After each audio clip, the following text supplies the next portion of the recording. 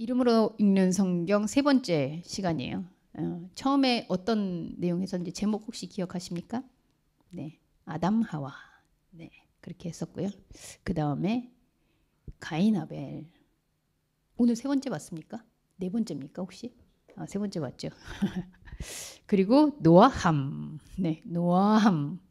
뭐 이미 이렇게 딱 들으면 이제 우리 아트 가족들은 이해하실 것 같아요. 가인 아벨도 사실은 우리 안에 있는 두 모습, 그리고 아담 하와도 그랬고요. 그래서 현상이 좋은 현상이냐 아니면 영적인 거냐 이렇게 물을 때 사실은 그런 질문들이 무화되고 사실은 현상이 더 좋다 나쁘다 혹은 영적인 게 더 좋다 나쁘다가 없어지는 그 경계점에 사실은 우리의 진짜 존재의 숨쉬기가 있다 이렇게 생각하거든요. 지난주에 우리 그 하연 전도사님께서 제발 장절 좀 해주세요. 그런데 오늘도 틀렸네요. 틀린 건 아니지만 5, 6, 7, 9장까지인데 9장 너무 길어서 7장까지만 썼습니다. 그러나 이따 9장까지 얘기하겠습니다. 노아의 스토리는 사실 창세기의 본문 중에 굉장히 많은 부분 차지해요. 그래서 이 아담으로부터 시작된 족보에 한번 그 홍수라는 대사건을 위해서 한번 휩쓸고 가는 사건이 등장하는데 과연 이 가운데에서 우리가 늘 지금 바라보고 있지만 어떤 것이 또 현상적 자아 그리고 그 현상적 자아가 또 어떻게 영적 세계를 발견하고 있는가라는 부분을 오늘 살펴보도록 하죠. 요즘은 TV들이 하도 재방송이라 그러나요? 뭐 여러 채널에서 재방송이 나오다 보니까 제가 예전에 못 본 드라마들이 이렇게 스칠 때가 있어요. 그래서 응답하라 시리즈, 뭐 응팔 시리즈, 응답하라에서 1997부터 뭐 1988 나오는데 그 드라마의 궁극적인 지점이 뭐지 해보니까 누가 누구랑 짝이 되느냐 이거더라고요. 그래서 누가 누구랑 결혼하지? 그래서 수많은 인물들이 등장하지만 결국은 한 그 커플의 맺음을 이제 교묘하게 숨기면서 이 사람인가 저 사람인가 저 사람인가 이렇게 추측하게 만드는. 제가 그 스토리를 보면서 성경하고 전개가 굉장히 유사하다 이런 생각이 들었어요. 결국은 우리가 현상적인 나라는 이 인물이 있는데 이 인물을 하나님은 결국은 어떤 궁극의 목적을 갖느냐 했을 때 유진이라고 했을 때 유진 안에 유진은 누구지? 그래서 유진이 지금 뭐 가람과 살고 있지만 유진의 그러면은 궁극적인 그 자아의 발견을 일으키는 거는 가람인가? 네, 뭐 물론 그럴 수 있겠죠. 그런데 궁극적으로는 내 안에 내가 누구지? 요 짝을 맞추는. 그래서 현상적 자아 속에서 하나님과 교감하는 영적 자아가 누구지? 요 코드를 맞추는 게 성경의 끊임없는 반복인 것 같아요. 그래서 정말 어떻게 이렇게 하나님은 이 텍스트의 기교를 통해서 똑같은 얘기를 무한반복하면서 다르게 얘기하는가. 정말 이건 배울 점이라고 생각합니다. 작가님들에게는 그래서 창작을 하는 이들에게는 이 기법은 정말 놀라운 신비다 이런 생각이 드네요. 그래서 오늘도 마찬가지예요. 그래서 이미 제가 제목에서 노아함 이렇게 짝을 지어서 이름을 적기 때문에 여러분들이 예상할 수 있는데 사실 함은 노아에게 굉장한 저주를 받은 아들 이렇게 기억되고 있거든요. 그런데 왜 함이 노아와 짝인가? 이제 이 부분을 추적하면서 한번 나가보도록 하죠. 창세기 5장부터 이제 노아를 중심으로 한 이야기가 펼쳐지기 위한 전조로 이 조상의 이름들이 쭉 등장을 해요. 사실 저는 24장부터 썼는데 사실은 24장 이전에도 이제 에녹이 등장하기 전까지 인물들이 쭉 나옵니다. 우리가 잘 알고 있는 에녹이죠. 하나님과 동행하다가 승천했다. 뭐 이렇게 하지만 아마 우린 이미 알고 있어요. 에녹이 승천이 아닌 하나님과 동행하는 상태가 세상에 보이지 않는 상태. 그래서 에녹은 아마도 누군가의 영적 자아로서 여기 이제 기록이 됐겠죠. 그래서 에녹을 한번 보니까 에녹의 아버지 이름이 야렛이에요. 요 전에 나오는 내용인데 그래서 야렛이 무슨 뜻이지 해보니까 내려오다, 내려가다, 떨어지다 이제 이런 뜻이 있습니다. 그 굉장히 유사하죠. 네, 내려오고 떨어지고 그런 가운데 그 아버지에게서 에녹이라는 인물이 나오게 되죠. 근데 에녹은 사실 원어가 이제 하노크라는 데서 가져왔는데 봉헌하다, 뭐 받쳐졌다, 좁히다 뜻이 있는데 조금 무시무시한 뜻도 같이 갑니다. 이 좁다라는 느낌이 이게 목이거든요. 그래서 목을 스스로 졸라서 죽게 되다 이런 의미도 있어요. 그러니까 스스로 죽는다라는 의미죠. 그러면 이제 여러분들 떠오르죠. 사도 바울의 나는 스스로 날마다 죽는다라고 했을 때 이 죽음이 현상의 죽음이 아니라면 에녹은 결국 매일의 삶 속에서 현상이 좁아져서 죽음을 경험하는 상태의 사람. 근데 그 에녹의 후손 중에 이제 노아가 탄생을 하게 돼요. 근데 어떤 족보냐? 그래서 제가 한번 족보를 정리해봤습니다, 여러분. 인간 중에 성서에 의하면 인생 중에 가장 오래 산 사람이 무드셀라라는 인물이에요. 네, 그래서 옛날에 우리 개그맨 프로에 막 그런 거 있었던 것 같아요. 기임수암 뭐 해가지고 이제 그 어떤 아이가 무병장수라고 이름을 지었는데 긴 이름. 근데 그 중에 무드셀라도 나와요. 왜냐하면 제일 장수한 이름이기 때문에. 그래서 969세를 살았습니다. 이 무드셀라가. 에녹으로부터 무드셀라가 나왔죠. 자, 그러면 이 무드셀라라는 사람은 어떤 사람이기에 지금 에녹 걸쳐 있고요. 거기에 노아도 나오고 노아의 아버지인 라멕 이렇게 3대가 다 걸쳐 있습니다. 이렇게 쭈르륵 걸쳐 있는데 제가 이렇게 정리한 이유는 에녹이 65세 때 사실 성경으로 보면 지금 65세에 애를 낳았다 그러면 되게 늦는 거지만 이 당시에 보세요. 라멕이 무드셀라 187세에 출생. 뭐 무드셀 그리고 노아는 그 자기 아버지가 182세 때 출생. 뭐 이런 거 보면 굉장히 젊을 때 아이가 등장한 거죠. 그래서 무드셀라는 에녹이 65세 때 낳았고요. 에녹은 365세를 살았습니다. 그 300년을 더 살다가 다른 자녀들도 낳다가 그리고 갔거든요. 여기서 핵심적으로 얘기하고 싶었던 거는 이 무드셀라라는 사람이 969년을 사는데 그 사이 그 969년 마지막에 죽는 그 해에 공교롭게도 노아의 홍수가 이제 일어나는 시점이라는 거죠. 그때 노아가 600세였습니다. 예. 그래도 할아버지하고 369년을 살았나요? 그래서 이 무드셀라가 죽는 시점과 노아의 홍수가 발발하는 시점이 같은 해에 이루어졌다라는 게 그냥 우연의 일치일까라고 하기엔 성경에 수많은 이야기들이 이제 거기에 연결되어 있는 것들을 보게 되죠. 자, 노아라는 이름의 뜻이 여러분들 생각이 안 나시겠죠? 네, 노아 역시 안식이라는 뜻이에요. 네, 안식한다, 쉰다. 근데 안식은 거의 죽음과 같은 안식이죠. 그래서 아담이 타르데마라고 해서 완전히 죽음을 경험할 때 하와가 등장한 그런 사건처럼 아까도 그랬잖아요. 야렛이라는 사람이 떨어지고 에녹이 받쳐지고 좁아져서 스스로의 죽음을 경험하고 그런데 거기에 노아라는 이름이 또 등장해서 안식 하나님께서 안식하셨더라 할 때 그 안식의 개념이 나오는 거죠. 자, 그러면 이 에녹부터 노아가 등장하는 그 사이에 무드셀라라는 인물이 있는데 왜 무드셀라가 죽는 해가 노아의 홍수, 노아의 사건의 등장과 맞물리고 있나? 라고 하는 데 있어서 우리가 좀 주목해서 봐야 되는 거는 무드셀라의 이름이 그 뜻이 대확장이라는 뜻이 있어요. 대확장. 그리고 창을 던지는 사람. 여러분 창을 던지는 사람 하니까 좀 떠오르는 인물 하나 없습니까? 우리 지난 시간에 언뜻 제가 말씀드렸었는데 카인의 이름을 얘기하면서 카인의 이름 중에 이 고착되다 이런 뜻이 있다고 그랬거든요. 세우다 이런 뜻도 있고 고착하다 이 딱 달라붙는다는 게 작살, 창 이런 뜻도 있다고 했어요.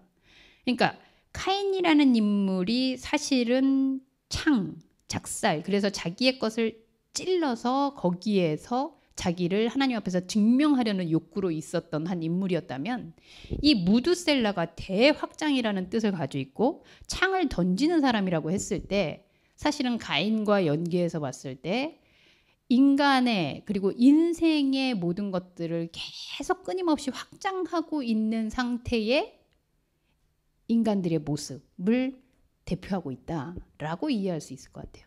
그래서 무두셀라가 사실은 969년 최고의 그 최고령으로 인생에 등장한다는 것은 그만큼 무두셀라가 오래 살았다는 건데 그럼 어떤 상태일까요? 인간의 이 대확장의 의지, 인간의 창을 던지듯 자기의 것들을 획득하는 그 시절이 길게 지속되고 있었다는 거죠. 이해가 되시죠? 그래서 무두셀라는 단순히 한 사람의 인물의 이름뿐만 아니라 지금 지어진 이 하나님과 우리의 관계 속에서 인간이 끊임없이 현상성을 확장하고 있는 것이 그만큼 오랫동안 지속되고 있다라는 상징성으로 보는 거죠. 그래서 그것에 요동이 오고 그것에 균열이 오고 그것이 뭔가 반전을 일으키는 그 시점이 뭘까요? 그게 노아의 홍수예요. 그래서 노아의 홍수의 시점이 일어났다는 것은 이 무두셀라의 죽음을 담보로 일어난다는 거죠. 그래서 현상적인 그 세계의 죽음. 그렇다면 노아가 방주를 지었다라는 것을 우리가 어떻게 이해해야 될까? 성경에 보면 제가 너무 긴 내용이라 여기에 본문으로 자세히 설명을 하지 않았습니다만 노아가 사실은 이 방주를 짓게 됐다라는 부분에 있어서 이 방주는 그렇다면 어떤 방주이냐? 자, 여러분 노아가 산에다가 이제 방주를 지었었거든요. 근데 결국은 배가 뜨게 되죠. 배가 떴다라는 거는 어떤 상태에 배가 뜨나요? 배가 뜬다는 거는 인선님. 배는 어디에서 뜹니까? 물 위에서. 그러면 그 배가 떴다는 건 물이 가득 찼다라는 거죠. 예. 그러니까 물이 찼다라는 상태 자체가 홍수의 상태예요. 홍수가 안 됐으면 산에 있는 그 배가 뜰 수가 없겠죠. 그럼 뭐 산이라는 상징성은 우리가 뭐 잘 알기 때문에 제가 따로 설명은 안 하겠습니다만, 그러니까 결국은 노아가 방주를 지었다. 그리고 하나님이 노아로 하여금 방주를 짓도록 했다라는 부분에서의 그 상태는 무두셀라의 그 인생 계속 땅에서 확장하고 땅에서 자기 것에 깃발을 꽂고 창을 던지고 하는 이 확장성이 사실은 가득 차 있었던 그 상태. 그 상태가 사실은 홍수구나. 아, 세상의 것이 넘치고 있는 상태구나. 라는 것을 알게 되는 지점이 어디다? 노아의 방주. 그래서 방주가 물 위에 떴다라는 거는 아, 이 시대가 홍수의 상태였구나 라는 것을 아는 지점이라는 거죠. 그래서 노아의 방주라는 것은 그거예요. 아, 인간의 확장성이 혹은 나에게 적용한다면 나의 땅에서의 확장성이 넘치고 있구나. 이거를 발견하게 됐어요. 이거를 발견한 그 순간이 방주라는 거예요. 왜냐면 떴잖아요. 홍수인 줄 알게 됐잖아요. 사실은 홍수인 줄을 모르고 있는 상태는 방주가 뜰 수 없겠죠. 그래서 우리는 사실 이 방주라는 것은 우리의 현상적인 자아 그리고 우리의 내면의 자아 속에 아, 내가 지금 계속 땅에서 확장하고 땅의 영역들을 이루어 나가는데 집중하고 있었구나 라는 걸 아는 바로 그 지점이 방주를 탄 지점이라는 거예요. 근데 재밌는 건요. 창세기 6장 8절에서 9절에 보면 제가 여기서 썼네요. 재밌는 표현인데 앞에서 이미 노아의 족보들을 쭉 나열을 했었어요. 그래서 그 할아버지가 누군지 아버지가 누군지 증조가 누군지 고조가 누군지 우리 다 알았거든요. 그걸 우리는 족보라고 생각합니다. 아, 노아의 족보구나. 근데 여러분들이 성경을 아마 찾아봐도 거기에 제목이 나올 거예요. 이 창세기 6장을 하다 보면 이렇게 딱 그 소 타이틀들이 나오는데 요 6장 7절 거기에 보면은 노아의 족보 이렇게 해가지고 소 단락이 나와요. 아니 앞에서 족보 다 얘기했는데 왜 갑자기 또 족보? 어떻게 보면 진짜 노아의 족보가 뭐냐, 노아의 계보가 어디 있냐라는 얘기를 해주는 건데 그때 여기서 이런 얘기가 나옵니다. 8절 자, 우리 8절, 9절 여기 같이 한번 읽어볼까요? 시작. 그러나 노아는 여호와께 은혜를 입었더라. 이것이 노아의 족본이라. 노아는 의인이요 당대 완전한 자라. 그는 하나님과 동행하였으며. 뒤에 있는 거는 사실 사족으로 붙은 것 같고요. 노아는 여호와께 은혜를 입었다. 이것이 노아의 족보다. 하나님이 볼 때 노아의 계보가 뭐냐라고 했을 때 노아가 그동안 막 열심히 뭔가를 다 해서 당대 완전해서 뭐 이런 이유가 먼저가 아니고요. 아무것도 상관없는 그 상태에서 여호와의 은혜를 입고 있는 상태. 그러니까 노아의 어떠함이 아무것도 없는. 이게 바로 노아의 족보라는 거예요. 이건 무슨 말일까요? 태초에 아담이 자기가 무슨 성과로 이 세상에 짠한 게 아니고 오히려 자기가 죽음과 같은 잠에 빠졌을 때 하와라는 생명을 발견하거든요. 그 상태하고 같아요. 자기가 어떻게 해서 계보를 가져온 게 아니고 하나님의 어떠하심을 알게 된, 그래서 인간이 뭘 어떻게 한 상태가 아닌 그 상태가 하나님은 이게 나의 자녀야. 이게 나의 후손이야. 그러니까 결국은 현상으로 일어나고 있는 그 어떠함이 아니라 우리의 영적인 지점에 하나님과 접할 수 있는 하나님의 은혜로만 되어지는 그 지점이 하나님의 계보라는 거죠. 여러분 기억하시죠? 아담과 하와가 같이 이제 뼈 중에 뼈요 살 중에 살이요 했더니 하나님이 내 부모를 떠나 둘이 연합하여 하나가 될지니라 이런 얘기 나오거든요. 아니 거기서 부모가 어디 있어? 그런데 이게 부모죠.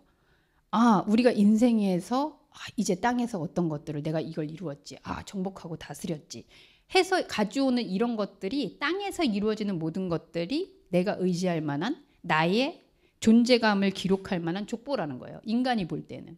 근데 하나님은 그거를 떠나서 영적인 세계를 현상 세계에서 발견하는 둘이 연합하는 그 시점이 그게 나의 족보라는 거죠. 그게 노아도 동일한 사건입니다.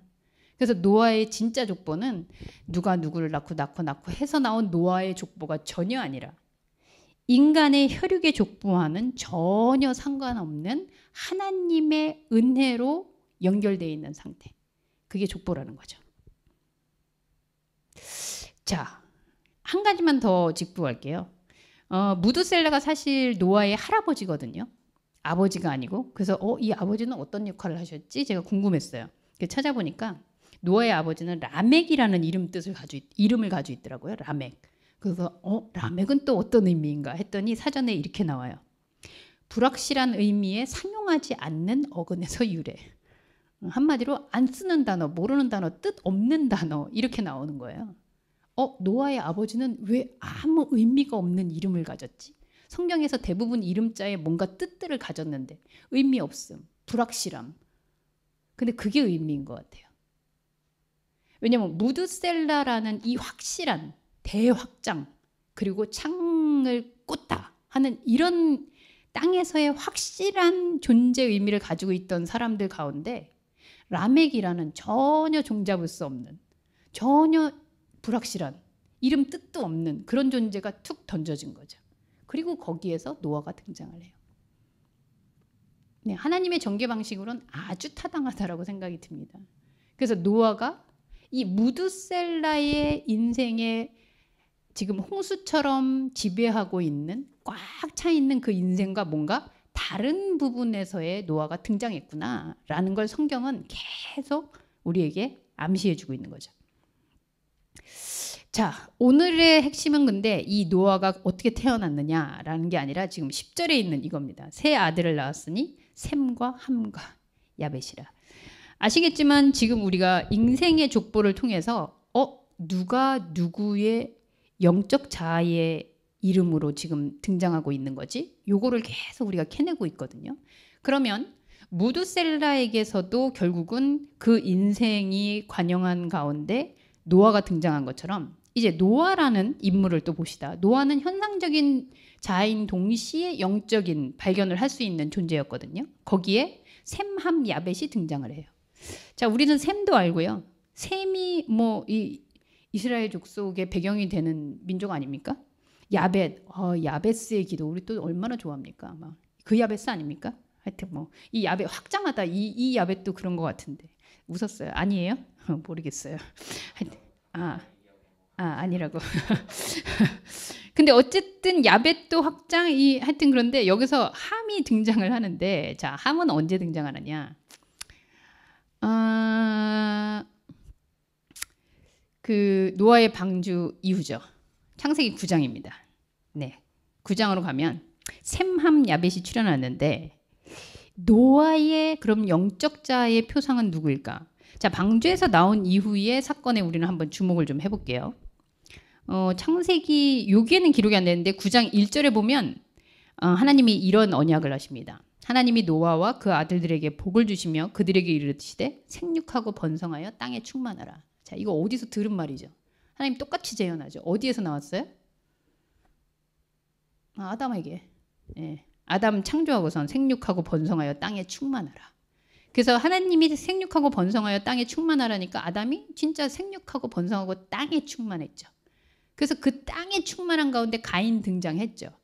그래서 가인이 땅에 농사 짓고 정착하고 막 이러면서 땅에 충만하려고 해서 하나님께 했는데 이거 아닌데? 이렇게 나왔잖아요. 자, 그러면은 노아가 지금 분명히 땅이 충만해가지고 땅의 인생의 모든 확장성으로 충만해서 방주에서 탔다가 이제 거기에서 나왔는데 하나님이 또 땅에 충만하란다고? 이제 지난번에 실패했으니 제대로 땅에 충만하라는 건가 보다 라고 한다면 하나님이 이상한 선생님이죠. 예, 여기에서 그렇다면 하나님이 얘기하는 태초에 아담에게 했던 생육하고 번성하며 땅에 충만하라는 거는 우리가 생각하는 사람들이 가인이 생각했던 아담이 생각했던 그 충만이 아닐 거라는 거죠. 그런데 역시나 노아가 방주에서 나와요. 여러분 아시겠지만 사실 되게 미화돼서 동화처럼 그려 있는데 노아가 계속 막 비둘기 보내고 막 이러면서 땅 말랐나? 땅 말랐나? 막 이렇게 나와요.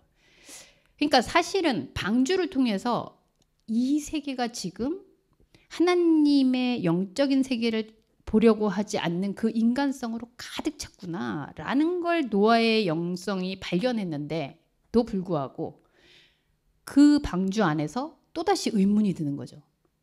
가만 있어봐. 나 혼자 여기 계속 있으면 이거 괜찮은 거야? 이렇게 방주에서 평생을 썩는 거 아니야? 가면서 이게 세상에서 통하는 거 맞나? 이게 나 이러다가 그냥 방주에서 끝나나? 이런 의구심이 들 수도 있잖아요. 왜냐면 우리의 영적 자아는 형상적 자아를 죽지 않는 한 아예 끊어버리는 게 아니기 때문에. 그래서 방주에서 계속 조금 약간 조마조마한 마음을 표현을 해요. 그래서 비둘기 내보내서 말랐나? 다시 땅으로 하나님이 우리를 내보낼 때가 왔나? 그리고선 계속 그러다가 결국은 방주가 열리죠. 땅이 말랐어요. 그리고 노아가 나와요. 자, 노아가 근데 저는 요거를 죄송하지만 이렇게 타이틀을 붙였어요. 노아의 착오. 노아의 착오는 어떤 착오냐? 생육하고 번성하여 땅에 충만하라 라는 이 내용에 대해서 다시 현상적으로 이해한 것이 아닐까. 그래서 딱 나오자마자 뭘 하냐면 27절에 노아가 농사를 시작하여 포도나무를 심었다. 이 농사하니까 또 가인의 트라우마가 떠오르지 않습니까? 네, 정착하는 거예요. 그동안 이게 너무 배에서 떠돌아다니느냐고 먹을 양식도 다 먹었고 이제 뭔가 지금 해야 돼. 그래서 하나님이 시키지도 않았는데 농사를 짓고요. 또 이 한 거를 보면 그 전에 보면은 또 하나님께 또 바치기도 해요. 그런데 포도나무를 심고 포도주를 이제 수확을 한 다음에 그거를 마시고 취했다. 자, 포도주를 마시고 취한 상태. 긍정적으로 보긴 좀 어렵겠죠. 이게 사실은 홍수의 상태였는데 노아에게 다시 그 홍수의 흔적들이 재현되고 있는 모습인 거죠. 그럼 우리는 어떻게 금방 그러고선 또 저럴 수가 있지? 뭐 우리 광야에서 많이 보지 않습니까? 금방 하나님한테 막 살려달라 그래가지고 건너왔더니 또 뭐 고기 없다 그러고 또 뭐 물 없다 그러고 뭐 우리 같으면 안 그럴 것 같죠. 저는 제가 그때 안 태어난 걸 다행이라고 생각해요. 나는 더 하지 않았을까 이런 생각이 드는데 자 어쨌든 여기에서 노아가 아무것도 안 할 때에 은혜의 자녀다. 그리고 네가 진짜 나의 족보다. 이렇게 얘기했었는데 이제 또 뭔가를 하기 시작하는 거예요. 농사 짓고 그리고 또 막 가꾸고 이거는 유진의 포도 과일 농사하는 걸 하지 말란 얘기 아닙니다. 근데 이거하고는 달라요. 그런데 중요한 거는 여기서 그 장막 안에서 벌거벗었다. 술이 취해서. 취한 상태로 벌거벗었다. 예전에 우리 그 바이블 타임을 했던 분들은 좀 기억나실 거예요.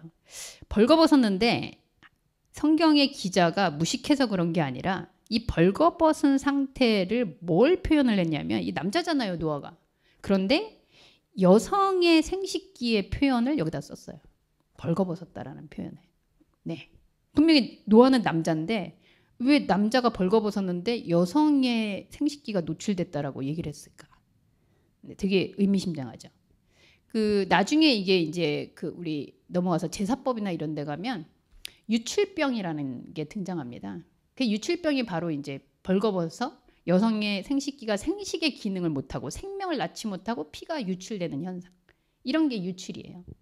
노아가 사실은 아담이 하와라는 여성성을 통해서 내 안에 진짜 뼈 중에 뼈, 살 중에 살이 있는 거구나 해서 영적 자아를 발견하는 게 하나님의 완성된 인간의 모습인데 이 노아도 결국은 방주 안에서 그거를 발견하고 내가 그동안 홍수였구나 라는 걸 알았던 거거든요.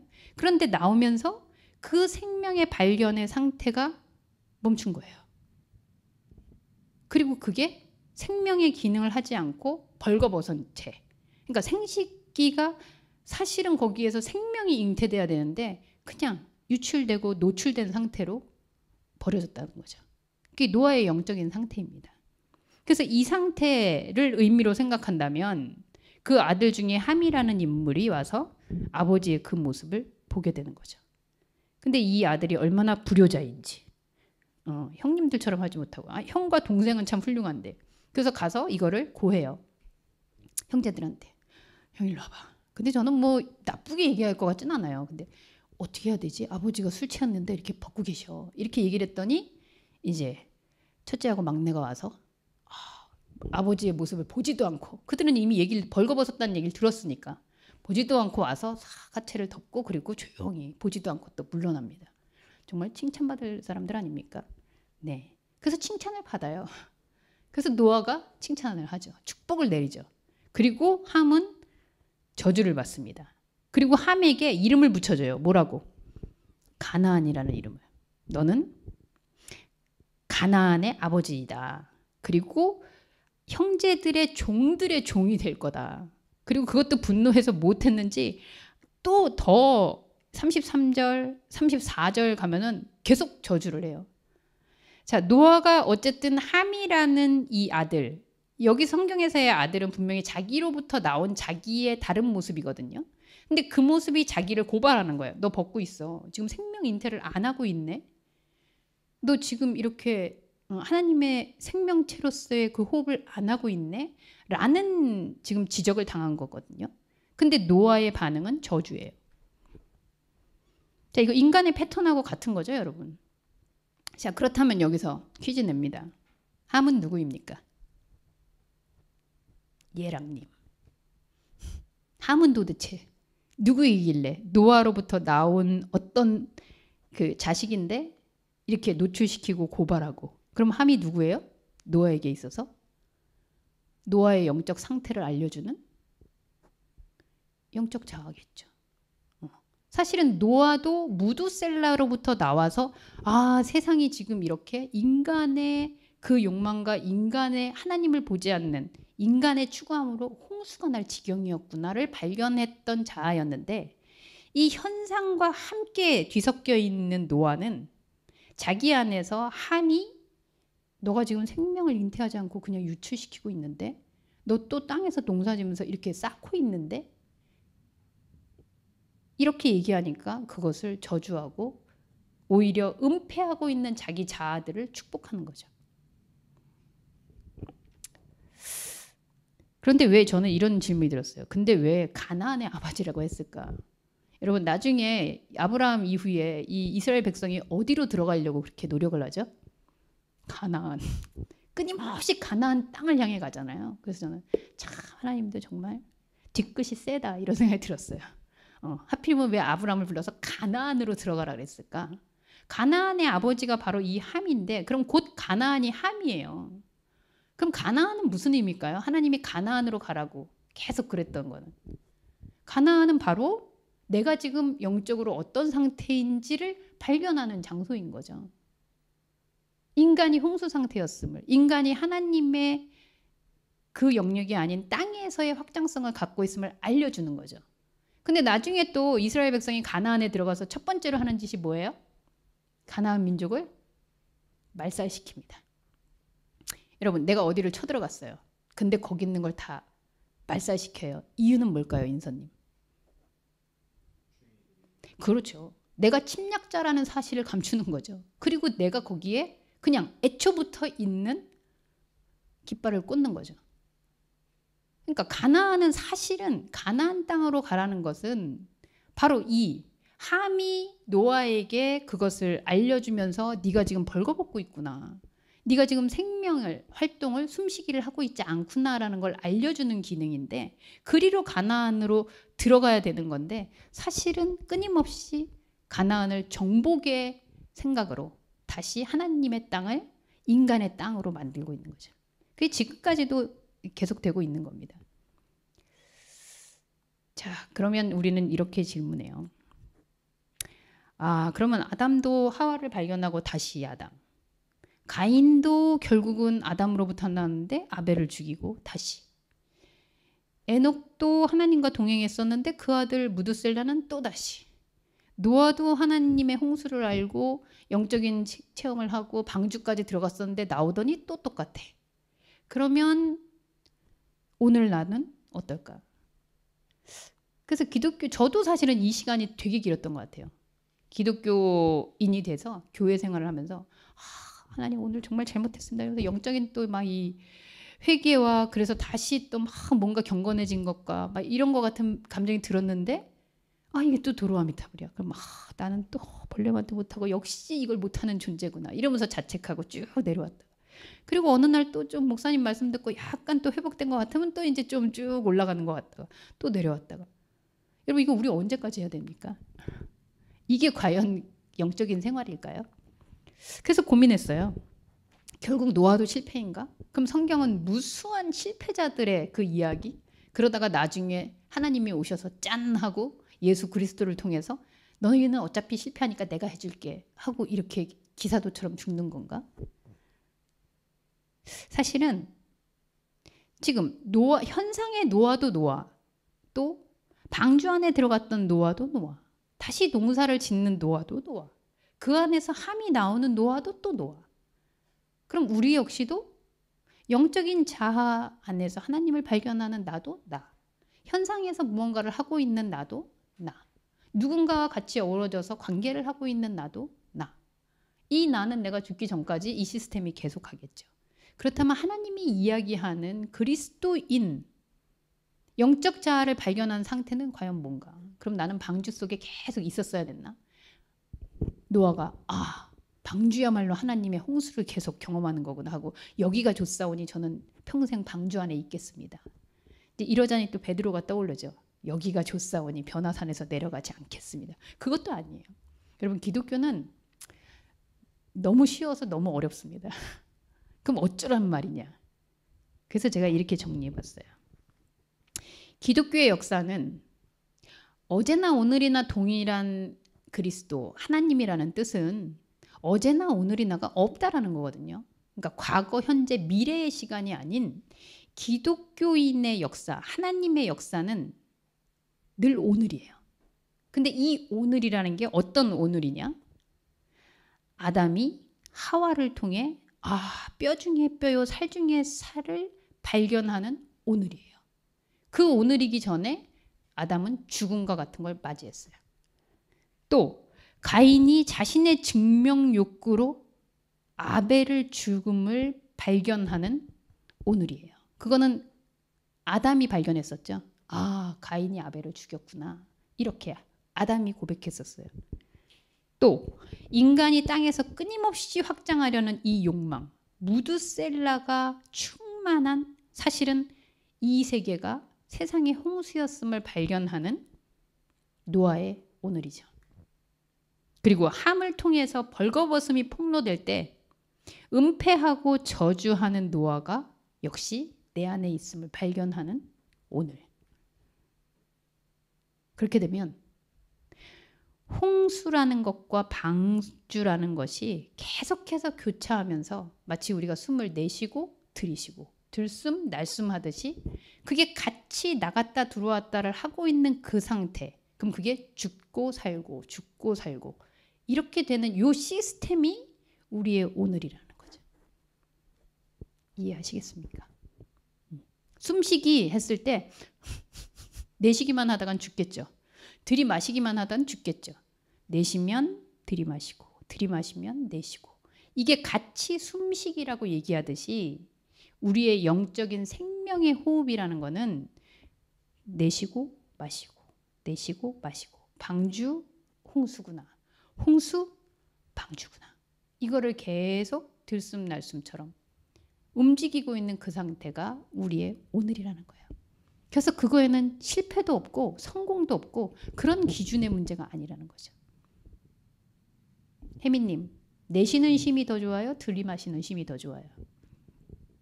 어떤 걸 더 좋아하십니까? 들이마시는 거? 그럼 계속 들이마시기만 하면 되겠어요? 뭐 그건 취향의 문제일 수 있는데 그럼 죽는 거죠.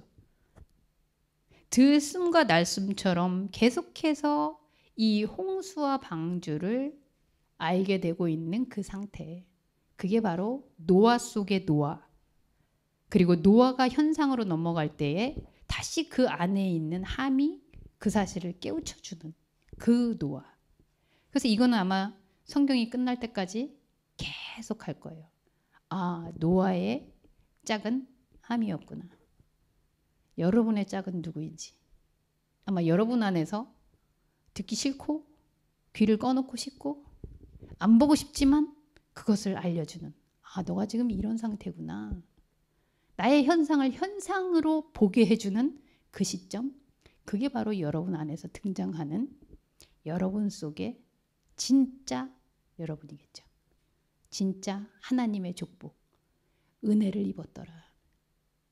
그 지점에 발견해서 오늘을 살아가는 저와 여러분이 될 수 있기를 소원합니다. 기도하겠습니다.